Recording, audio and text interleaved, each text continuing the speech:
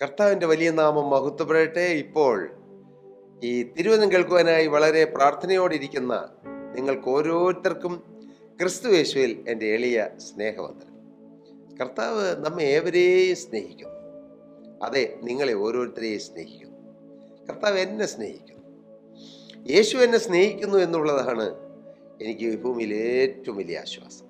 എന്നെ സ്നേഹിക്കുന്ന ഒരുപാട് പേരുണ്ട് ഈ ഭൂമിയിൽ. എനിക്കറിയാം, ആത്മാർത്ഥമായി എന്നെ സ്നേഹിക്കുന്ന എൻ്റെ ഭാര്യ, എൻ്റെ മാതാപിതാക്കൾ, എൻ്റെ കുഞ്ഞുങ്ങൾ, എൻ്റെ സഹോദരങ്ങൾ, ഞങ്ങളുടെ കൂട്ടായ്മയിലുള്ള ദൈവമക്കൾ, പലരും ആത്മാർത്ഥമായി സ്നേഹിക്കുന്ന ഒത്തിരി പേരുണ്ട്. പിന്നെ എന്തുമാത്രം ആളുകൾ, ഒരുപാട് പേര് സ്നേഹിക്കുന്നവരുണ്ട്. എന്നാൽ അതിലെല്ലാവരെയും ഏറ്റവും കൂടുതൽ നമ്മെ സ്നേഹിക്കുന്ന ആരാണെന്നറിയാമോ? അത് നമ്മുടെ കർത്താവാണ്. അയ്യോ, എനിക്ക് സ്നേഹം കിട്ടുന്നില്ല, ഭർത്താവിൻ്റെ സ്നേഹം കിട്ടുന്നില്ല, ഭാര്യയുടെ സ്നേഹം കിട്ടുന്നില്ല, മക്കളുടെ സ്നേഹം കിട്ടുന്നില്ല, മാതാപിതാക്കളുടെ സ്നേഹം കിട്ടുന്നില്ല, സഭയിലെ ആത്മീക നേതാവിൻ്റെ സ്നേഹം കിട്ടുന്നില്ല, കരുതൽ കിട്ടുന്നില്ല. നിങ്ങൾ അതിലൊന്നും വ്യർത്ഥമായി ആശിക്കരുത്. ഒരു പരിധിയിൽ കൂടുതൽ അതൊന്നും പ്രതീക്ഷിക്കുകയും അരുത്. കാരണം അവർക്കും ഇല്ലേ പ്രശ്നങ്ങൾ. ഈ പറയണേ നാം സ്നേഹം കിട്ടണമെന്ന് പ്രതീക്ഷിക്കുന്നവർക്കും ഉണ്ട് ധാരാളം പ്രശ്നങ്ങൾ. അവരും ആഗ്രഹിക്കുന്നു അവരെ ആരെങ്കിലുമൊക്കെ സ്നേഹിച്ചെങ്കിലോ എന്ന്. ദൈവത്തിന് സ്തോത്രം.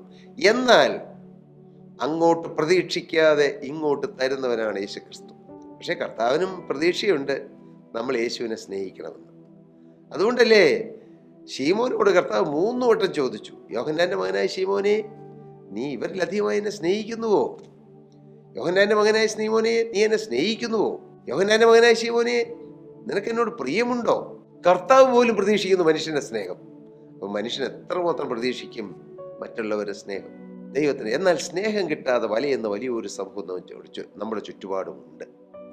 വേണ്ടതുപോലെ ഭർത്താവിന്റെ സ്നേഹം കിട്ടാത്ത എത്രയോ ഭാര്യമാർ, ഭാര്യയുടെ സ്നേഹം കിട്ടാത്ത ഭർത്താക്കന്മാർ, മക്കളുടെ സ്നേഹം കിട്ടാത്ത മാതാപിതാക്കൾ, കൈ വളരുന്നോ കാൽ വളരുന്നോ എന്ന് നോക്കി അവർ ഭക്ഷിക്കാതെ മക്കൾക്ക് ഭക്ഷണം കൊടുത്ത്, ഈ കൊച്ചങ്ങളെ എടുക്കുമ്പോൾ അറിയാം, കൈ കഴിക്കും, നടു കഴിക്കും, കാല് കഴിക്കും, അമ്മയ്ക്കും അപ്പനൊക്കെ. പക്ഷെ അതൊന്നും അവർ മൈൻഡ് ചെയ്യല, അല്ലേ? മൈൻഡ് ചെയ്യല. കാരണം എൻ്റെ കൊച്ചിനൊരു പ്രശ്നം വരരുത്, എൻ്റെ കൊച്ച് ഉറക്കം തെളിയരുത്, എൻ്റെ മോന് അല്ലെങ്കിൽ മോൾക്ക് ഒരു ദോഷം വരരുത്. ഇതാണ് ഒരു അപ്പൻ്റെ അമ്മയുടെ ഹൃദയം. പക്ഷേ അങ്ങനെ പോറ്റി വളർത്തിയ മക്കൾ, അവർ പ്രായമായി, അവർ പഠിപ്പിച്ചു, ഇല്ലാത്ത പണം ഉണ്ടാക്കി കഠിനാധ്വാനം ചെയ്ത് മാതാപിതാക്കൾ മക്കളെ പഠിപ്പിച്ചു. എന്നാൽ വിദേശത്ത് ഏതെങ്കിലും ഒരു രാജ്യത്തിലേക്ക് പോയി പിന്നെ അവിടുത്തെ സുഖസൗകര്യങ്ങൾ മാത്രം. പിന്നെ അപ്പനും അമ്മയോ? അപ്പനും അമ്മയും, പഴയ അപ്പനും അമ്മയും, അവരെ പൈസയല്ലേ ഉള്ളത്, ഏതെങ്കിലും ഒരു അനാഥാലയത്തിലോ വൃദ്ധസദനത്തിലോ കൊണ്ടിയാക്കാം. വേണമെങ്കിൽ പ്രത്യേകിച്ച് ഒരു ഹോം നേഴ്സിനെ വെച്ചേക്കാം. ദൈവത്തിന് സ്തോത്രം. എന്നാൽ മോനെ, നിന്റെ പണമല്ല, നിന്റെ ഈ ഭൂമിയിലെ വലിയ ആഡംബരങ്ങളൊന്നും അല്ല നിന്റെ മാതാപിതാക്കൾക്ക് വേണ്ടത്. നിന്റെ സ്നേഹമാണ്, നിന്റെ സാമീപ്യമാണ്, നിന്റെ സാന്നിധ്യമാണ്. എനിക്കുമുണ്ട് മാതാപിതാക്കൾ. 87 വയസ്സായി ഞങ്ങളുടെ പിതാവിന്, 85 വയസ്സായി അമ്മയ്ക്ക്. അവരെങ്ങും പോവുകയില്ല. മീൻസ് ഞങ്ങളുടെ വീട്ടിൽ നിന്ന് വേറെ ഒരു അന്തി ഉറങ്ങാൻ വേറെ എങ്ങും പോവുകയില്ല. അവർ സംതൃപ്തരാണ്, വളരെ സന്തോഷമാണ്. ഞങ്ങളോടൊത്ത് അവർ പ്രാർത്ഥനയിലും കൂട്ടായ്മയിലും ദൈവവേലയിലും എല്ലാം ഉത്സാഹിച്ച് കഴിയുന്നു. വളരെ സന്തോഷമാണ്. ഇന്ന് ഞങ്ങളുടെ വീട്ടിൽ 4 തലമുറകളുണ്ട്. ഞങ്ങളുടെ മാതാപിതാക്കളുടെ മക്കളായ ഞങ്ങൾ, ഞങ്ങളുടെ മക്കൾ, ഞങ്ങളുടെ മക്കളുടെ മക്കൾ. ഞാൻ കഴിഞ്ഞ ദിവസം ചിന്തിച്ചു, ഒരു ഗ്രേറ്റ് ഗ്രാൻഡ് ഫാദർ ആണ് എൻ്റെ പിതാവ്, ഒരു ഗ്രേറ്റ് ഗ്രാൻഡ് മദറാണ് എൻ്റെ അമ്മ. അവർ വളരെ സന്തുഷ്ടരാണ്. കർത്താവ് കൃപ കൊടുത്തുകൊണ്ടാണ്. പക്ഷെ ഞാൻ കഴിഞ്ഞ ദിവസം ചിന്തിച്ചു, മക്കളെയും കൊച്ചുമക്കളെയും അതിൻ്റെ മക്കളെയും കാണാൻ അവസരം, എന്തൊരു സന്തോഷമാണത്. ഈ തളർന്നിരിക്കുന്ന അനേക മാതാപിതാക്കൾക്ക് ഊർജം കിട്ടും സ്വന്തം മക്കളെയും മക്കളുടെ മക്കളെയും കൊച്ചുമക്കളെയൊക്കെ ഒന്ന് കാണുമ്പോൾ. അവരുടെ ഉള്ളിൽ പ്രകാശിക്കും, അവരുടെ ഉള്ളിൽ തണുക്കും, അവരുടെ ഉള്ളിൽ ഒരു ആനന്ദം ഉണ്ടാകും. കൊച്ചുമക്കളെ കാണാൻ കൊതിച്ചിട്ട് കൊച്ചുമക്കൾ നാട്ടിലേക്ക് വരുന്നില്ല, മക്കൾ കൊണ്ടുവരുന്നുമില്ല. അങ്ങനെ കേഴുന്ന എത്രയോ സ്നേഹമുള്ള മാതാപിതാക്കളുടെ ഹൃദയങ്ങൾ. ഇതല്ലേ ഇന്ന് നമ്മുടെ ചുറ്റുപാട് നടക്കുന്നത് എൻ്റെ പ്രിയരെ. എന്നാൽ മക്കൾ സ്നേഹിച്ചില്ലെങ്കിലും, കൊച്ചുമക്കൾ സ്നേഹിച്ചില്ലെങ്കിലും, മരുമക്കൾ സ്നേഹിച്ചില്ലെങ്കിലും, പ്രിയ മാതാവേ പിതാവേ, സ്നേഹത്തോടെ ഞാൻ പറയട്ടെ, നമ്മെ സ്നേഹിക്കുന്നൊരു യേശു ഉണ്ട്. ആ യേശുവിൻ്റെ സ്നേഹം വന്നാൽ പിന്നെ ആരും സ്നേഹിച്ചില്ലെങ്കിൽ സാരമില്ലെന്ന് നമുക്ക് തോന്നും. യേശു സ്നേഹിക്കുന്നുണ്ടല്ലോ, എൻ്റെ യേശു എന്നെ സ്നേഹിക്കുന്നുണ്ടല്ലോ, പിന്നെ ആരും സ്നേഹിച്ചില്ല എന്നെ കുഴപ്പം. ഇങ്ങനെ നമ്മുടെ ഹൃദയം നമ്മളോട് പറയും. അങ്ങനെ പറയണം, ഇല്ലെങ്കിൽ നമ്മൾ ദുഃഖക്കയത്തിൽ താണുപോകും. ആ ദുഃഖത്തിന്റെ കയത്തിൽ താണുപോകാൻ നമ്മെക്കുറിച്ച് ദൈവം ആഗ്രഹിക്കുന്നില്ല. ദൈവത്തിന്റെ വേല മുടങ്ങും. ദൈവത്തിന്റെ വേലയ്ക്ക് വേണ്ടി വിളിച്ച ദൈവത്തിന്റെ മക്കൾ ഏതെങ്കിലും ഒരു ദുഃഖത്തിന്റെ കയത്തിൽ താണു കിടന്നാൽ അവർക്ക് സന്തോഷം തരുന്ന ക്രിസ്തുവിനെ കുറിച്ച് മറ്റുള്ളവരോട് പറയാൻ കഴിയുകയില്ല. അതുകൊണ്ട് നാം ഓരോരുത്തരും, എന്നെ സ്നേഹിക്കുന്നൊരു യേശുവുണ്ട്, എന്നെ യേശു സ്നേഹിക്കുന്നു, യേശു എന്നെ കരുതുന്നു, എല്ലാവരിലും എന്നോട് യേശുവിന് സ്നേഹമാണ്, അതുകൊണ്ടല്ലേ യേശു രക്തം എനിക്ക് വേണ്ടി തന്നത്, അവസാന തുള്ളി രക്തം വരെയും. ഇതെല്ലാം ഓർത്തോർത്തോർത്തും കർത്താവിനെ സ്തുതിക്കണം. ഞാൻ അനുഭവിക്കുന്ന സത്യമാണ് നിങ്ങളോട് പറയുന്നത്.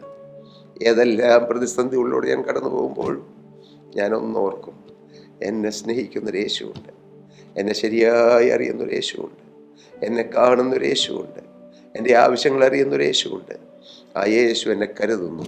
ഞാൻ എൻ്റെ യേശുവിൻ്റെ പ്രിയ മകനാണ്, യേശു എൻ്റെ പ്രിയപ്പെട്ട അപ്പനാണ്. അങ്ങനെ പറയുമ്പോഴേക്കും എന്തൊരു സന്തോഷം, എന്തൊരു സമാധാനം. എൻ്റെ മാന്യ സഹോദരി സഹോദരങ്ങളെ, നിങ്ങളുടെ ജീവിതം വെറുതെ കളയരുത്, പാഴാക്കി കളയരുത്. അങ്ങനെ മദ്യപാനത്തിന് വേണ്ടി കുറച്ച് കളഞ്ഞ് ആത്മഹത്യയെക്കുറിച്ച് ചിന്തിച്ച് കുറെ കാലം കളഞ്ഞ് അങ്ങനെ നമ്മുടെ കാലം കളയരുത്. നമുക്ക് കർത്താവിന് വേണ്ടി നിൽക്കണം. 2026 കർത്താവ് ഞങ്ങൾക്ക് തന്ന ഒരു സ്വർഗീയ ദൂതായിരുന്നു. 2026 വിതയുടെ വർഷമാണ്, ദ ഇയർ ഓഫ് പ്ലാന്റിങ്. ഞങ്ങൾ ചില സ്ഥലങ്ങളിലെല്ലാം പോയി. റീച്ച് ദ അൺറീച്ച്, ഏതാണ്ട് 200 പേരോളം താമസിക്കുന്ന ഒരു കോളനിയിൽ ഞങ്ങൾ എല്ലാവരും പോയി. ഞങ്ങളുടെ കൂട്ടായ്മയിലുള്ള എല്ലാവരും ചേർന്ന് പോയി.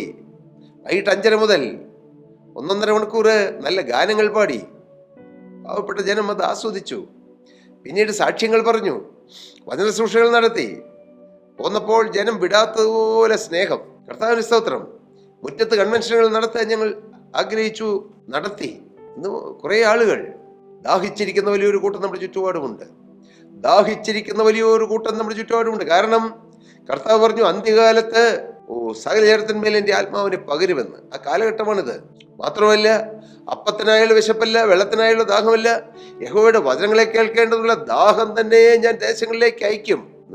ഒരു കൂട്ടർ എതിർക്കുന്നുണ്ട്, ഒരു കൂട്ടർ പീഡിപ്പിക്കുന്നുണ്ട്, ഒരു കൂട്ടർ ഈ സുവിശേഷത്തെ ഇല്ലായ്മയാക്കുവാൻ പരിശ്രമിക്കുന്നുണ്ട്.